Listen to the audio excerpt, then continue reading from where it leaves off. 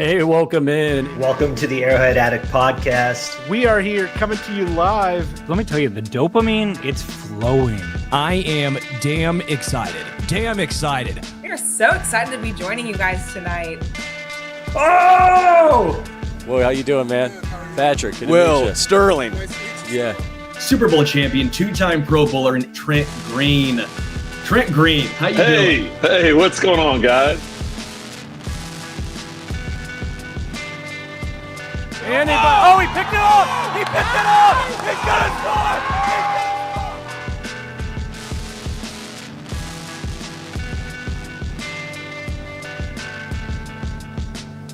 And we'll see you next week. But until then, as always, go Chiefs. All right, welcome in to the Arrowhead Addict Chiefs post-game show. The Kansas City Chiefs lose to the Denver Broncos 22-19 at Mile High Stadium in a game that, fellas, Patrick Allen here with you, Sterling Holmes, the blog father, Adam Best. That's the season for the Chiefs, at least as far as the AFC West goes. They are not going to win the AFC West. It's not mathematically impossible, but I don't know how you watch that team and say, oh, yeah, they're going to figure it all out and turn it around, and everything else is going to go their way. Horrible loss. Probably the worst regular season loss in terms of implications during the Patrick Mahomes era. Sterling, why don't you kick us off, man? How you feeling? Yeah, I think for me, the most frustrating aspect of the entire situation, this entire game, is the disappointment that comes from this Chiefs team and coaching staff learning nothing over the bye. The Chiefs were coming off of a bye. You had the game against the Bills, and this felt like the exact same game plan, the exact same game yet again. That's what it came down to. Now, we can have an entire episode talking about Andy and Nagy and the coaching staff. We're probably not going to have that entire conversation right here, just too much to get into. I think there's some nuance that obviously has to be brought in. I think some people right now might be coming from a place of immense frustration, letting the emotions get the best of them. But I do think it's at least fair to wonder what went on during the bye. What went on from that Bills game to what we all thought, okay, they will learn, they will adjust, and you see absolute zero adjustment against the Broncos. Because you look at it, the defense played fine overall, but it yet again comes down to the inefficiencies on offense. It came from Patrick Mahomes missing guys early in the game, Thornton and Worthy on the first drive. It came from the frustrations of everyone bubbling over, of the quite frankly, the desire to not run the football under center when it was working. When you have something that's working right in front of you, why are you overthinking it? What is the thought process behind saying, well, I have to be the smartest guy in the room? Know what the smartest thing in the room is? It's what the Eagles do. They're not getting called for false starts in the tush push, so they keep running it. You know what the Chiefs should do? The smart thing, don't overthink it. Run the ball under center on 3rd and short, on 4th and short. Don't be a dumbass and overthink it. I get so angry when I feel like everything has to be so cute and fun. Just run the damn ball. And this is coming from someone who's watching a team with Patrick Mahomes at quarterback. Run the football. It's effective. The Broncos, shockingly, we're getting shellacked on the ground, and the Chiefs went away from it. That, to me, is the biggest difference in this game. Some missed throws, some drops, and the inability to stick with the run. Adam? Penalties, man. You expect a team coming off a bye week with one of the most experienced head coaches ever, with one of the most experienced defensive coordinators ever. Dave Toub has been in Kansas City for like a millennium, and they're just getting flags all over the place. The offensive line had several drive-killing penalties, just exasperating. But also, play down in the red zone. This season so far comes down to 3 interceptions in the red zone. One against Philadelphia that I don't think was Patrick Mahomes' fault, but he probably could have thrown a better ball to Travis Kelce, and he kind of bobbled it. One to in the Jacksonville game, which is a pick 6, and then another very costly one tonight where he knows better than that. You can throw it away or take the sack, live to fight another day. Just extremely costly having those red zone turnovers. So I think I'm with Sterling. They haven't learned anything. I mean, the special teams errors and gas continue. They had an extra week to clean this shit up, right? I think they got away from using Rashee Rice, not just the running game in the second half, but Rashee Rice is your easy button on offense. He is the guy that can negate that pass rush with quick wins on those slants and quick hitters and screens. And I know he had a bad first half and had some drops. That happens with star receivers. You don't move away from him when he's by far your most dynamic playmaker. And I think without Rashee Rice making things happening and moving the chains, they reverted back to the offense that we saw early on the season without him. I want to set the table for the rest of the show here, for the listeners, for those who aren't watching live. Lots of people on YouTube. You're going to be listening to this tomorrow, probably feeling emotional in the same way that a lot of people in the chat are, and people on Twitter that I was interacting with. This is going to be a show about criticizing Andy Reid, criticizing Dave Toub, criticizing Steve Spagnuolo, criticizing Patrick Mahomes, criticizing Juwan Taylor. We're going to be doing that. We're going to be emotional because we're Chiefs fans. This is a Chiefs fan podcast, and we're upset. But I'm seeing comments, and I'm just going to put a lid on them right now. The people out there right now that are saying Andy Reid needs to be fired, you're on fucking drugs. You're on fucking drugs. Okay? This team was in the Super Bowl last year.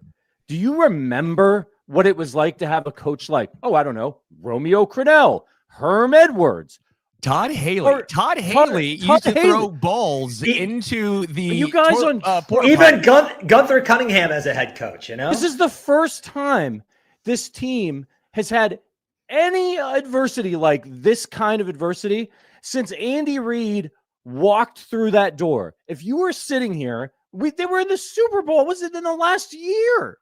If you were sitting here because they're having a bad season and because maybe Andy's having a bad few games or Patrick's having a bad few games and you're like, fire Andy Reid, just turn in your Chiefs gear, turn in your card, go be a Broncos fan, go root for that asshole Sean Payton and Bo Nix, go root for somebody like that. You want Andy Reid can coach here until he's a corpse. He can coach a year after he dies for all I care. They could wheel him out there rotting on the sideline, and I would keep him. Andy Reid is more than earned. To sit there and say Andy Reid should be fired is so disrespectful to what this man means to the kingdom. They should build a statue of him on the 50-yard line.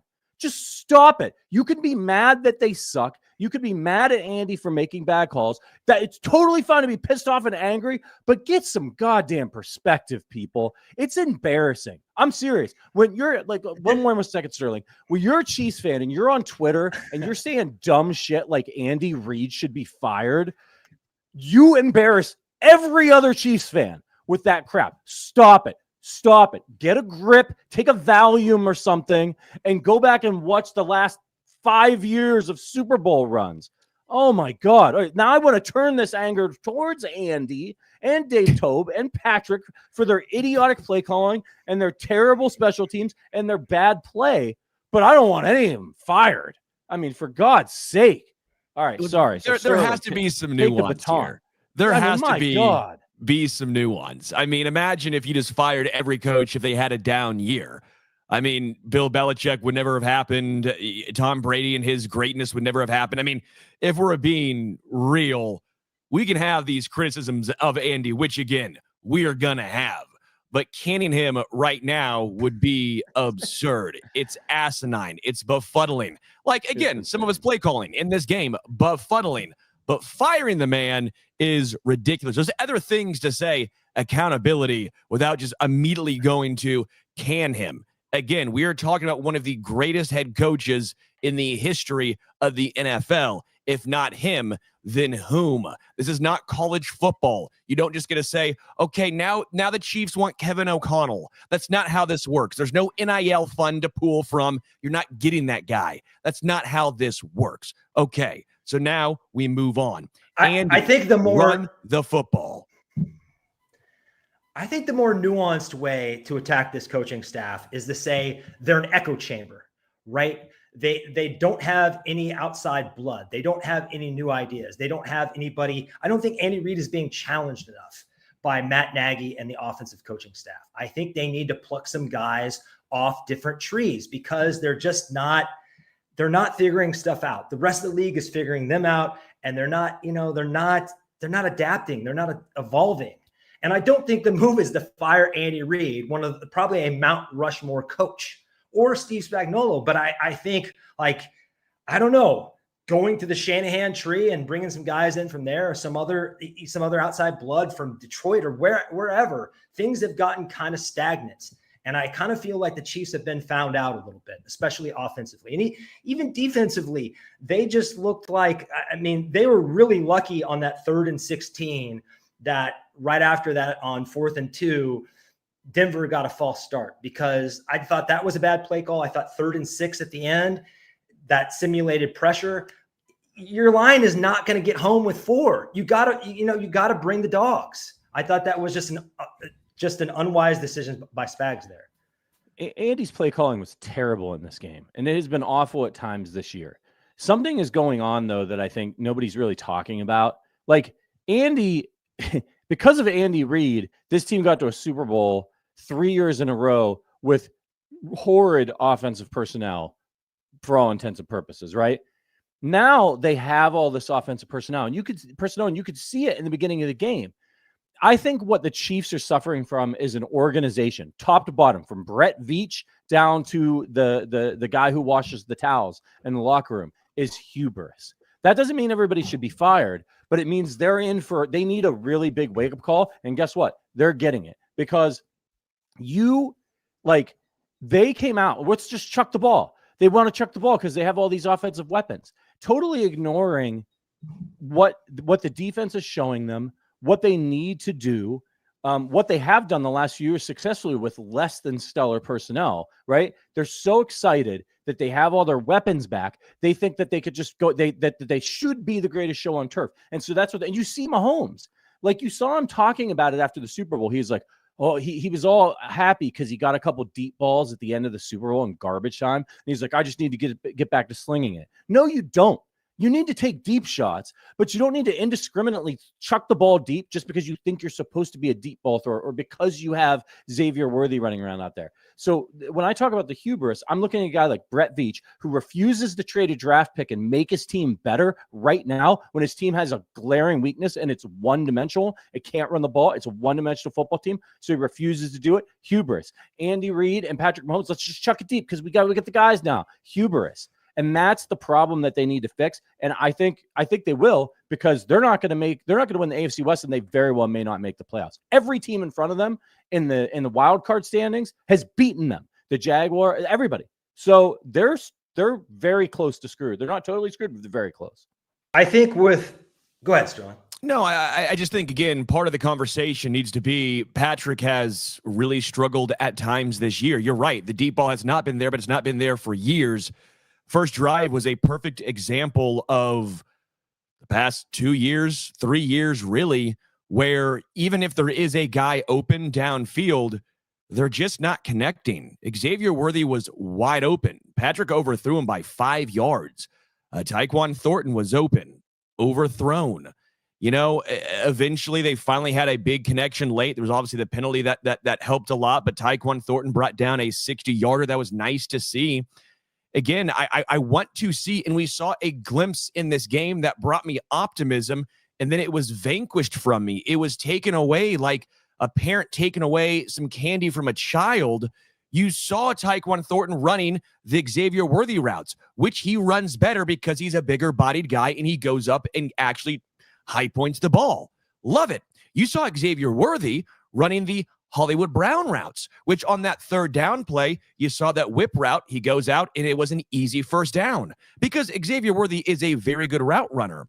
And yet they don't use him like that. They use him as if he's McCole Hardman and not this great first round route runner that they actually have at receiver. Again, you're right. They went away from the easy button, which is Rashee Rice. But you looked at Travis Kelce, who had himself a really good game. And Rice, if we're being fair, really struggled in this game. He had a big drop, nearly led to an interception, actually had 2 drops in this game. It was just a combination of ineptitude on all sides. And again, it is frustrating when you come out of a bye. 4 out of the regular season games this year, we have heard about energy being down. It's been lacking. You come out of a bye in the most important regular season game in the past, 4 or 5 years, and you somehow still come out flat. This is what it is. It is just a conundrum. It is frustrating. And as a fan, it is brutal to watch because you sit here and go, you guys are getting paid millions and millions of dollars. If you can't get up for 17 games in the regular season, what the hell are you doing? And again, I thought the defensive line had their best game of the season. I thought Jalen Watson had a great game outside of that final play. But yet special teams continue to be an issue. Penalties continue to be an issue. It's the little things. It's the energy. It's a plethora of things. And yet we sit back and this Chiefs team is sitting at 500 and they are going nowhere fast.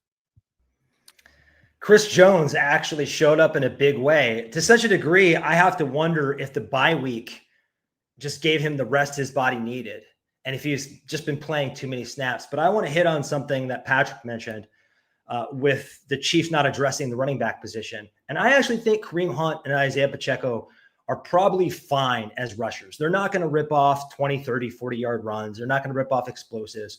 But I think Kareem Hunt is getting the job done on the ground. What this West Coast offense, modified West Coast offense, misses is that Jerick McKinnon. Something has been broken in this offense since they lost Jerick McKinnon. This is a hallmark of Andy Reid offensive coaching and the way he likes the scheme. He has a Jamal Charles, a Brian Westbrook. He almost always has that guy.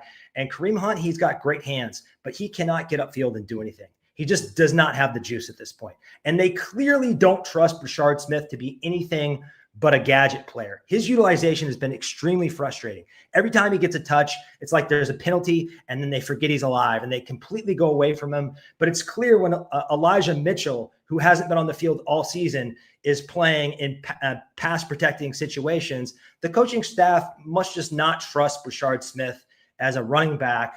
And I think that's what they really need. They needed it in the Super Bowl. They need it now. And I just don't think that guy's on the team. So I don't know how they fix this. I mean, maybe they put Rashee Rice and Xavier Worthy in it's kind of gimmicky, but in the backfield a little bit. We've seen that work and throw to them out of the backfield to get some of those mismatches.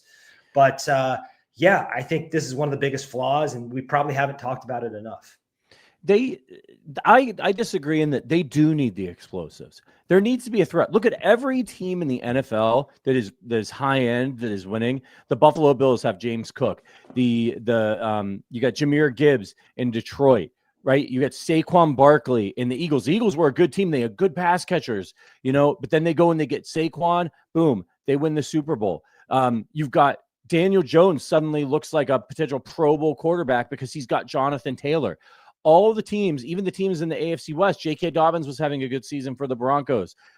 You've got Kamani Vidal and Omarion Hampton in Los Angeles.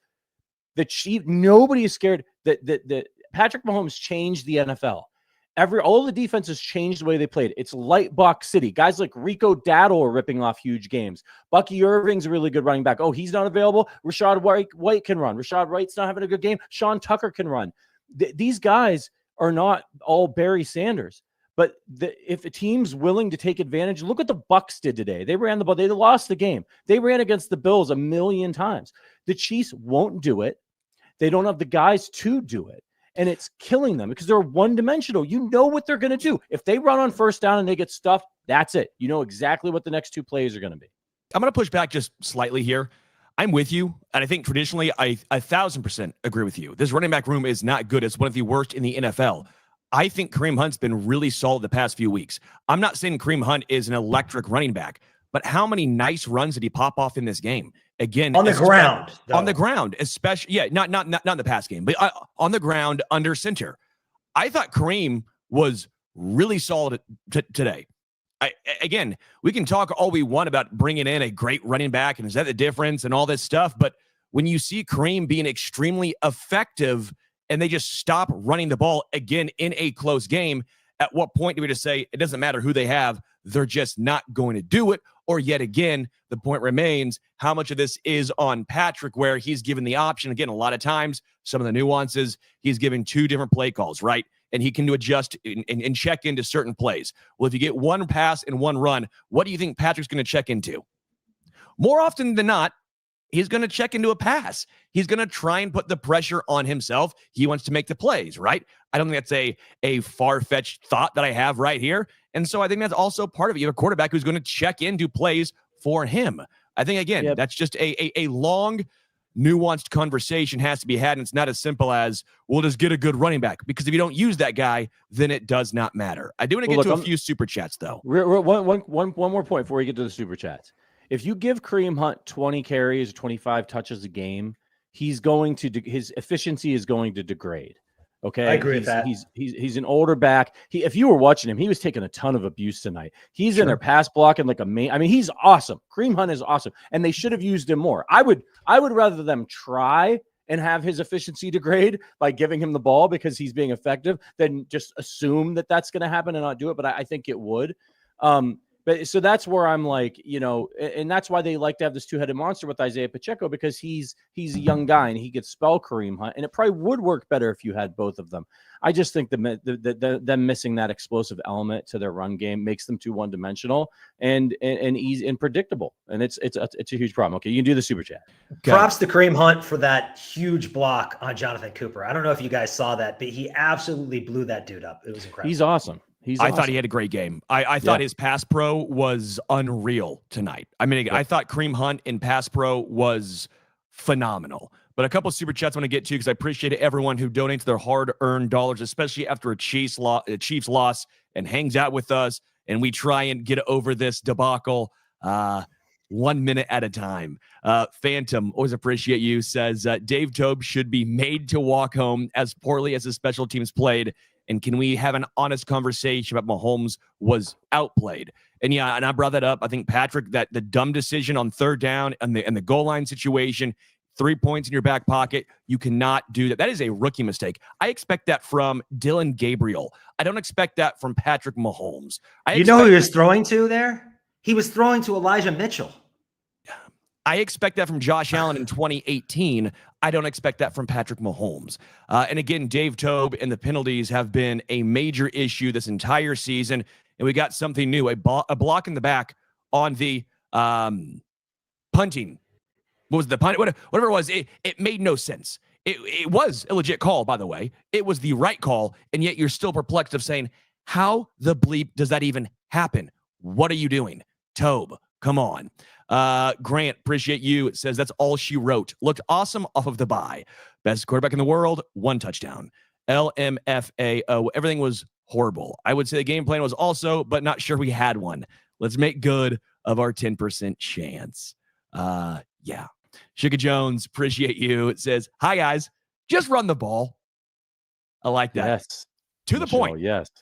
Angry Drunken German, always appreciate you. Says the goal isn't to win the division, it's to win the Super Bowl. If you're a quitter when things get tough, quit. You won't ruin our party, though. I think it's a good mindset. Again, if you get into the playoffs, I think we all agree the Chiefs can run the table and win, whether they're the 1 or they're the 7. We've seen them go to Baltimore, go to Buffalo. We thought they were dead on Christmas Day when they were 11-6, and they won the Super Bowl.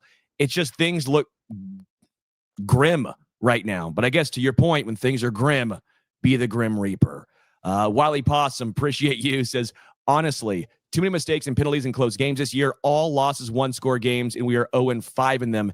That's why we are here. Years past, we've made those plays and overcome those mistakes. Let's get into this real quick with you guys. Why have the Chiefs been so bad in 1-score games? Is this just variance drastically righting the ship? Or is there something larger underlying that has you concerned from the Chiefs going almost always being the best 1-score game winners to now being the worst? Sloppiness on special teams has to be one of the top things because they've been so good there in years past. I mean, occasionally there's been, I remember that one season when guys kept fielding punts inside the 10 and muffing them, including Sky Moore and the rest of the gang. But generally, he's been one of the better special teams coaches in the league. Harrison Butker has been nails. I think the special teams unit has been off Also, Chris Jones has been one of the most clutch players in the league for years. He's closed out big game after big game. He did a little bit of that today. He tried to, but that hasn't been there. And I mean, Travis Kelce, he was clutch today, but throughout the season, he hasn't been as clutch. And I just don't think they've played as good of situational football. The play calling hasn't been as good. Mahomes, frankly, hasn't been as good in those late moments. So I think everybody has to be accountable for what's going on. They've totally reverted into a bad situational football team late in games. I don't even think it's just that, Adam. This is not the reason is because this isn't a good football team. They're not a good football team. They're 5-5. They should be 5-5. They're not good. I think they should be better than they are, but at a certain point, you have to look at how they're actually playing on the field and be like, oh, these guys aren't very good. And sometimes teams just have a year. Teams like the Chiefs, like that win a lot. Like sometimes they just have a year where things don't work for whatever reason, bounces don't go their way, and they just end up not being a very good football team. This is not a good football team. This team just got outplayed. Patrick Mahomes got outplayed by Bo Nix. Okay. We're talking about the running game. I'm making a lot of hay about it. They can't run the football. You know what the Broncos couldn't do today? They couldn't run the football. They didn't have J.K. Dobbins. Harvey wasn't good. Jaleel McLaughlin's not a starting running back. They couldn't run the football. They won the game. They outplayed him. And let me throw this out there. The Chiefs, that we were talking about the penalties, they had 10 penalties for 69 yards. The Broncos had 10 penalties for 147 yards. 147 yards of penalties against Denver in their own building. And they beat Patrick Mahomes with Bo Nix and a rookie running back playing his first extended time. Like, they're just not good. I don't know what else to say. We made all this noise about when Rashee Rice comes back, and when they don't have Worthy right now. No, Worthy's back. Rice is back.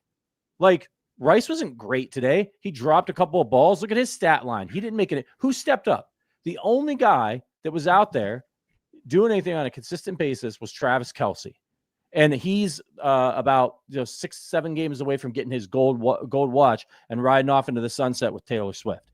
So, like, this is a pretty poor way to send off Travis Kelce, but it's top to bottom. It's the execution.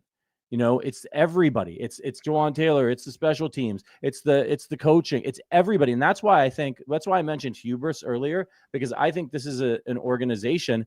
There's something that they said. We heard it on a couple of broadcasts ago. They said, the Chiefs in the building, we talked to the people in the building, and they feel that this team is better than the 15-2 team last year. And I think that is a bad thing. And I think you're seeing it manifest. They're walking around one Arrowhead Drive being like, we're really good. You ain't won shit. You ain't winning anything, but everybody in the building thinks you're so good. Brett Veach thinks the running game is good enough that he doesn't want to give up a draft pick for Breece Hall, who's productive in a hellscape on the New York Jets.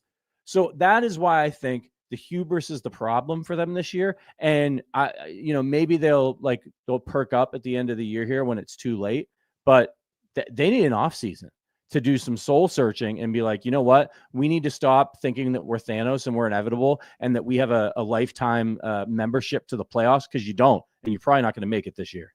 Devil's advocate, when the season started, I think a lot of us, at least me, had at Buffalo and at Denver as the toughest 2 games of the season. Definitely the toughest 2-game stretch, because you get Detroit at home, you get Baltimore at home, you get Philly at home. I think the problem is going 5-3 and making at Buffalo and especially at Denver must-win situations. Those are the hardest games of the year. So I don't think in a normal season, if they were undefeated rolling into Buffalo and they dropped these 2 games, we'd be like, yeah, it's Buffalo and Denver, the 2 hardest places to play for the Chiefs. So I think there still is a shred of optimism losing to these 2 opponents. And if you look ahead to the schedule, if they can take care of business versus the Colts, because the Chargers look like doo-doo today. So I think it is still doable for this team to get in the playoffs. I don't think we should be pronouncing them dead yet, but I agree with you. They are better. They think they are better than they are. And hubris, in the moments where they've gotten shellacked and they've had tough patches, I think it's because their head's in the clouds. They get a little too high and mighty on themselves, and someone knocks them off their high horse.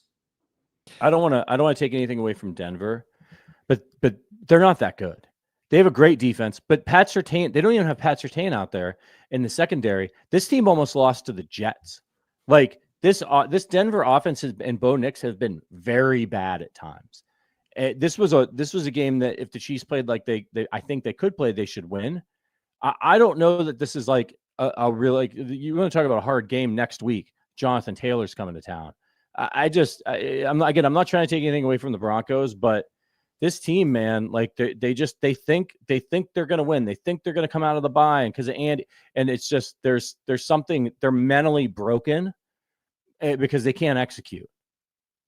I think there's actually there were some positive things I wanted to talk about. I think a lot of us, and we hope that they're going to get a stop, they're to go down, probably kick a game-winning field goal, and you just squeak a win in Denver, and you go out saying things to work on, but at least you won. Because I thought the offensive line, for the most part, was pretty damn good against the best pass rush in the entire NFL. I told folks going into this game, I don't think the Broncos secondary is that good, especially with Surtain out.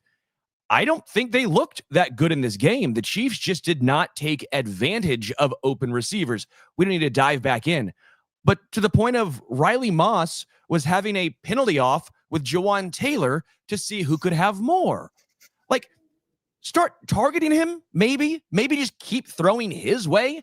That might be a start as well. Stop throwing to Hufanga, who's a very, very good player, one of the best safeties in the NFL. I was just surprised at some of the aspects that I was nervous about that actually went well for KC. Again, the offensive line went well for KC. Kareem Hunt and pass pro went well for KC.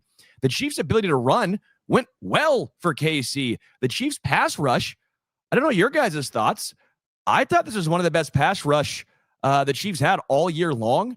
I know they didn't have a ton of sacks by any means, but if we're talking pressures and Chris Jones actually blowing up plays, I thought Chris Jones looked great this game. Again, Jalen Watson, outside of that final play, looked really good. McDuffie, same thing. You found yourself saying this game script went complete opposite of what we thought, but yet we keep talking about the same things that have plagued this team week in and week out.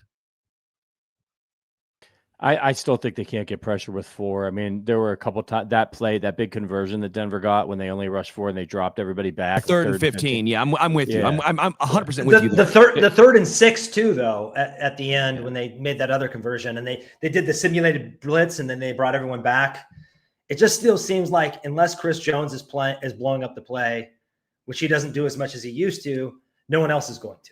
But by the way, when I said this was the best the defensive lines looked all year, I'm not saying they looked amazing, right? I'm not saying they looked like the Broncos have looked the majority of the season. I'm saying for this particular unit, right? I thought Karlaftis played a really good game. I thought Chris Jones played a really good game. I thought Amenahu, this was the best he's looked. And again, that's not saying Amenahu looked phenomenal. I'm saying this is the best he's looked this season. Derek Nottie actually made a play where I was like, oh, whoa, Derek Nottie, he made a splash play. Weird. Again, I'm not saying this Chiefs defensive line was amazing. I was saying, in my personal opinion, they've looked better than they've looked all season long. They still ain't the Broncos D-line. You're grading on the curve. I'm grading on I'm grading on a curve. It's rough. We got another super chat from Justin Hayes who says, when Mahomes fails with the game on the line, we're done. And that was it, right? I mean, they got to stop. The game is tied. Patrick's got the ball. He does nothing. Bo Nix gets the ball and engineers a game-winning drive. Like, it is what it is. It doesn't mean that Bo Nix is a better quarterback than Patrick Mahomes, but he was today. And arguably with a far worse offensive personnel. Some of this is coaching, though. I thought Sean Payton outcoached Andy Reid. I thought Vance Joseph outcoached Steve Spagnuolo. Sean Payton is a hell of a coach, man. He is a hell of a coach. Guys were wide open down the field many a time for Bo Nix. And Bo Nix looked comfortable. He got in a groove. The play calling got in a groove. I just thought that's a team that is on a roll and is executing at a high level. I know they got the penalties, but still. I also want to point out, I've seen some people talk about, well, this is the wake-up call. This is what they needed. This was the Christmas breakdown. I disagree because the Bills game should have been a wake-up call. Sitting at 5-4 off of a bye That's the wake-up call. This, to me, was getting outplayed by Denver. That's what it was. I don't think this was a wake-up call of they didn't understand what was at stake or you're overlooking. No, there was no overlooking Denver. Yeah, the wake-up call happened a couple weeks ago. They just keep hitting snooze. It might have happened in Jacksonville, frankly, on Monday Night Football. Well, at least that one was early enough that you could write it off as like, they were outplaying Jacksonville. They didn't outplay Denver. They gave that game in Jacksonville away. Denver won this game outright. They slugged the Chiefs over and over again. And yeah, man, like they need to go and look in the mirror and ask, because I don't think it's a talent issue. They've got some holes for sure. And we talked about many of them, but they're good enough to be a playoff team, especially the way the AFC has gone this year.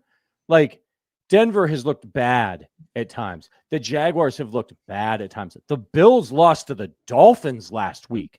Like, you want to talk about the most wide open year in the Mahomes era in the AFC? It's this year. And they're 5-5. And I know they've played some tough teams, but they lost to Jacksonville. They lost to this Denver team when I think they have better personnel. Like, they're just not executing. They're a bad football team. They're a bad football team. They're capable of beating the Detroit Lions, and they're capable of losing to the Jacksonville Jaguars or the Denver Broncos. They're not. People want to talk about that team last year. I think this team should be better than that team last year. That team last year knew how to win. They knew how to win football games. They made plays when it mattered. Do you know what you just saw? Like, so we could talk I'd love to talk shit on Denver and be like, they look terrible. They almost lost to the Jets. But you know what they did in this game? They blocked an extra point. You know what it reminded me of? The last year's Chiefs, who like maybe didn't always look great, but boy, they knew how to win. And they had Patrick Mahomes, they had Andy Reid. This team thinks that, like I said, they think they've got a lifetime membership to the playoffs, and they don't. They're in big trouble. Big trouble. Yeah. And real quick, by the way, I saw someone say, what was I doing with my hair? I have it done differently. They said I look like Justin Bieber. I tried the Brody Croyle. I tried to switch it up for you guys, okay? I had the mustache and I had the coiffed hair. I switched it up because they lost to the Bills. We got to do something. We got to shake. I went into the bye going, we're going to shake it up. I did more than the Chiefs did apparently in the bye. So I came out looking like Brody Croyle and also didn't work. So I don't know. Maybe next week, Mohawk. We'll figure something else out. And the Chiefs played like Brody Croyle, honestly. Yeah.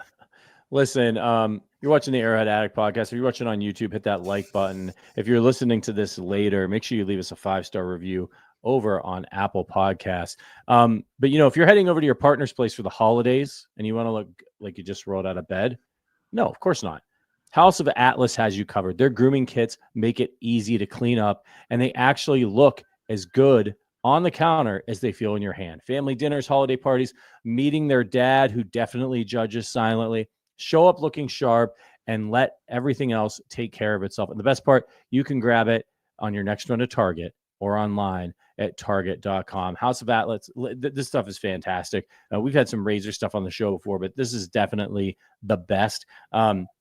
What I love about it is you actually feel like you're using a like the razors, for example, actually have some weight to them. You don't feel like you're using some cheapo plastic crap. Like you're running a razor blade across your face, for goodness sake. You need to be careful. I don't want it all unwieldy. I want something sturdy so I can very carefully groom my face. House of Atlas is redefining men's grooming. They got premium tools and products designed to look good and feel good, and they actually perform. So don't stress out over last minute gifts or settle for shaving products, like I said, that don't deliver. This holiday season, give yourself or someone on your list the upgrade they deserve with House of Atlas. Grab it at Target stores nationwide or on target.com. Thank you to House of Atlas for helping us out here on the podcast. And we need help because we're struggling right now. The show's struggling. The Chiefs are struggling. I guess we'll give out some arrowheads. I can't say that one on air. That was a great. That I think it was trying to be a dig at me, but that one actually made me laugh really, really hard. If you see the chat from Silo Johnson, that was an audible laugh. That was very funny. I Sterling. Oh, yeah. You do. I did when I was in your house that one time. You had that like strange mini curling iron. Yeah. And now I know what it was for. It looks good. It's a fluffer. I bet. Let's give away some Arrowheads. Do we have to? Yes, we do. And I'm going to start us off because I always go last, and you guys always take mine. So I won't take a lot. So I'm going first. I'm going Kareem Hunt. Kareem Hunt with his pass protection. I think Kareem Hunt to me was just really good. Not his fault that Andy decided to say, hey, we're going to forget about you. We're just going to forget about you, Kareem. Don't worry about it. Take the second half off, because I thought Kareem played a damn good game. And again, I thought in pass pro, dude was outstanding. How many times on Cooper or Benito he was in there to give Juwan help? Man, I was very impressed with Kareem Hunt. Not his fault. He didn't get the ball more. He looks like he's one of the only ones out there that wants to win. I mean, he's laying out and pass pro, trying to jump over guys. He's fantastic. I love him. I wish he was 4 years younger. He doesn't have his ring yet. You know, he's one of the guys that doesn't have his ring. That's fair. I'm going to give one to Christian Roland Wallace. I mean, that guy had a game, showing effort, hustle plays, good tackling. This was a really nice game for him. So it's nice to see him coming on here. And again, in a game where the Chiefs defense was a little Jekyll and Hyde. And then I'll give one to the old man, Travis Kelce. 9 receptions on 13 targets for 91 yards and a touchdown. That move, that little in and out move they showed, he looked like 25-year-old Travis Kelce on that one, where they said he got 3 yards of separation. I mean, that was good. That was all promising. But that's it. I'm only going to give away 2. Let us know in the chat who you think. Adam, who you giving an Arrowhead to? The other old dog, Chris Jones. I think rumors of his demise are premature. He looked like his old self tonight. He was blowing up plays. He was winning fast, had the sack, causing chaos. I think the defense really did enough with him leading the charge to probably win this thing. Offensively, it's hard to find somebody other than Kelce and Kareem Hunt, but I'm going to go with Tyquan Thornton, because Tyquan Thornton, when they call his number, he delivers, and they don't call his number enough. He's this team's best deep threat. I don't think there's any question. I know Hollywood Brown and Xavier Worthy have the first round draft capital behind their name, but they don't track the ball as well, and they're not nearly as physical in contested catch situations. Tyquan Thornton's a bigger receiver who goes up and gets the ball. Even if Patrick Mahomes doesn't throw it perfectly, he knows that Tyquan's going to fight for it. I just think they need to play him more, because when he's out there, good things happen. I'll give one defender too, since I just wanted to go in front of Patrick to mess with him because I think it was very funny. I'll go with George Karlaftis. Again, I know folks have their own thoughts on how much he's being paid and what he looks like and pressure numbers versus sacks and the whole shebang. I think Karlaftis has been a really good player. He's not the guy that you necessarily want to be your number 1 on your D-line, but if he's your number 2, he's doing pretty good. And I think we saw that a lot today with Chris Jones being the de facto 1. He slid back into that, number 2 role. And again, I think the D-line played, for the most part, a better game than they have the majority of the season. I thought Karlaftis was bringing pressure and energy, and won fairly quick a couple of times as well. And I thought he was just really smart, especially on some of those play action plays. He didn't get fooled. And I thought that was big. He didn't get fooled on a lot of those play actions, and it doesn't show up in the stat book. It doesn't show up as a pressure or a sack or even a pass deflection, but he would get Bo Nix to throw the ball away, and so I think there's something to that. And so I thought Karlaftis played himself a fairly good game. Again, I don't think the defense was the major storyline in this. I know some folks, I've seen some anger at Spags and some anger at the defense, but overall, they did their job. Yeah, that 3rd and 15 and that final drive, they could have done a lot more. I don't disagree. But if we're being honest, this falls squarely on the offense, special teams, and offensive coaching staff more than anything else. It's just top to bottom for me, man. They don't execute.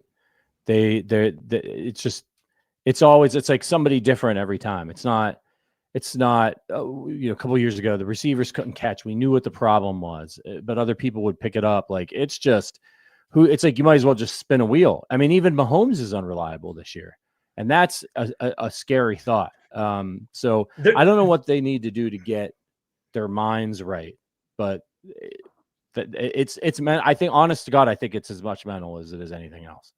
There is one reality for the Chiefs that I think needs to be mentioned, and this is almost a decade of drafting at the end of each round. I think at some point it just becomes an almost insurmountable challenge to a front office, especially a front office that isn't really like aggressive with its spending and has some huge contracts. I think this is going to be an interesting offseason. I'm not writing them off. I think they can still make the playoffs. My confidence went from about a 95 down to about a 50 though. I think it's a coin flip whether or not they make it at this point.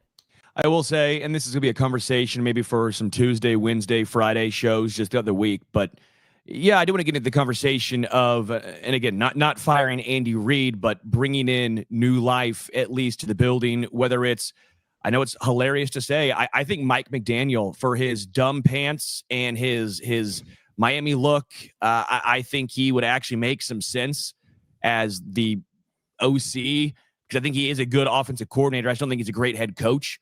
And Miami hasn't really quit on him. Like, as much as we can make fun of him all we want, I don't think the Dolphins have necessarily quit on Mike McDaniel. They might not love him, but I don't think they've quit on him. And he obviously can get a good run game going. I know it helps when you have Devon Achane, but he's doing with the other guys too, like Ollie Gordon and a plethora of other dudes. I think that matters. And again, I'll also point out, I think Cliff Kingsbury would still be fun because I think he's a good OC, not a good head coach. I do think that some of the criticism of Andy, and I put it on him to figure it out, is warranted in that what I was saying earlier about the fact that Patrick Mahomes changed the way defenses play in the NFL, and now teams are having success running the football and running under center and all the shotgun and the lack of running that the Chiefs do. I do put that on Andy. And for most of the Chiefs dynasty, Andy was the innovator. It was, we were doing stuff all, started out in 2018 with all the motions and the eye candy and all that stuff. And now I feel like the rest of the NFL has adjusted their offenses to the way that defenses are playing, and Andy just hasn't. And that is on him. Like, I don't think he should be fired because he's Andy Reid, and I think he will figure it out. But it is concerning to see them just go out there and run out of shotgun over and over and over. And it's a weekly theme for the broadcasters of Chiefs games being like, boy, every time they run out of, and it's not just the broadcasters. You look at guys like Mitchell Schwartz talking about it on X, and he's like, yeah, like when why aren't they running out from under center? It's just the boxes are light. So, I mean, these are the types of things that Andy, like, and maybe like you bring in a guy like Mike McDaniel, if he gets fired, like and you're right, Sterling, like he did have, I'd love to have Devon Achane too, but he had success with Raheem Mostert. Yeah, in that offense, racked up a bunch of yards a couple of years ago, right? And in San Francisco with a bunch of no names as their run game coordinator. Yeah. I just don't know if he's going to get fired. So, well, he's not this year. They said at the end of the year. Yeah. Well, they said he's not getting fired in the middle of the year. They said that they'll wait for a decision until the end of the season. So take that as you will. A couple super chats I wanted to get to before we at least get out of here as well. I want to make sure that we hit on everyone who, again, so gracious, hanging out and obviously with monetarily speaking as well. Grant Brigitte says back-to-back 3-and-outs from Andy and Mahomes to end the game. Guys, let's be real. Chance to put us up 10, take the lead, 3-and-out. Again, that to me is why I blame the offense more than the defense.